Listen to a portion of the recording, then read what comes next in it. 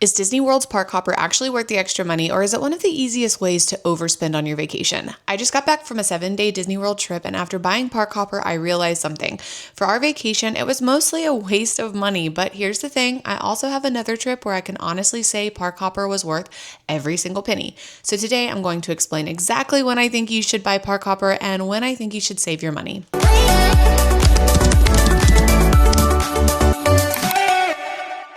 If you're new to Disney planning, Park Hopper lets you visit more than one Disney park in the same day. Instead of spending your entire day at Magic Kingdom, Epcot, Hollywood Studios, or Animal Kingdom, you can move between parks whenever you want. It sounds amazing, but just because you can hop doesn't always mean you should. The biggest question isn't whether Park Hopper is good. The real question is, what kind of Disney vacation are you planning? Before spending the extra money, ask yourself one thing. How many days are you actually spending at Disney? Because honestly, I think the answer to that question determines whether Park Hopper is worth buying. If you're staying 6, 7, or even 8 days, you probably don't need it. But if you're only visiting for 3 or 4 days and you're trying to squeeze every ounce of Disney magic into your vacation, Park Hopper can completely change your trip. Let me use our most recent vacation as an example. My family and I recently just got back from a 7-day stay at Walt Disney World, and we planned things very differently than we had in the past. Instead of trying to conquer Disney, we wanted to actually slow down and just try to enjoy it more versus rushing through everything. We slept in, we skipped rope drop, we took our time getting ready, we enjoyed breakfast, we weren't racing from ride to ride and trying to check off boxes. We also scheduled 2 full resort days, which honestly ended up being some of our favorite days of the vacation.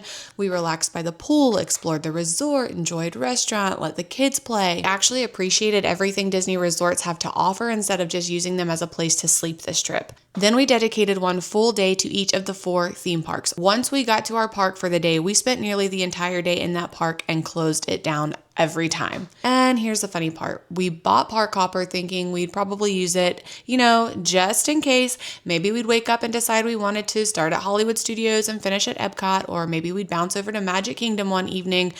And out of our 4 park days, we only park hopped once, and that was on our Animal Kingdom day. Animal Kingdom closed around 6 p.m., so instead of ending the night early, we hopped over to Magic Kingdom and stayed until closing. That was the only day Park Hopper actually benefited us. Looking back, I honestly wish we had saved the money because for the type of trip we planned, we simply did not need Park Hopper. Now let me tell you about a completely different vacation. This trip was shorter. We didn't have the luxury of spending an entire week there. We only scheduled 1 resort day. Our goal wasn't relaxing. Our goal was seeing and doing as much as humanly possible. We rope dropped every single morning, stayed until close every night. We strategically stacked lightning lanes, and we park hop every single day. That trip, Park Hopper was worth every single penny. We were maximizing every hour we had. When we finished Animal Kingdom, we'd head somewhere else. When crowds got heavy in one park, we'd move to another. We caught nighttime shows in different parks, experienced more attractions, and made every vacation day count. For that trip, I would absolutely buy Park Hopper again without hesitation. There are actually several situations where I think Park Hopper is a fantastic purchase. For example, if you're only visiting Disney for 3 or 4 days, I'd seriously consider it. If your family likes flexibility and doesn't want to feel locked into one park, it's great. If you're chasing specific dining reservations in different parks, Park Hopper makes your life much easier. Maybe you want breakfast in Epcot and happily ever after in Magic Kingdom. No problem. It's also perfect if one park closes early. Animal Kingdom is the biggest example. Instead of ending your day at 6 p.m., you can continue the evening in another park. Another great reason is the weather. Florida weather changes fast. If a thunderstorm ruins your afternoon, Park Hopper gives you options, or maybe your kids suddenly decide they want one more ride on Guardians or one more spin on Seven Dwarfs Mine Train.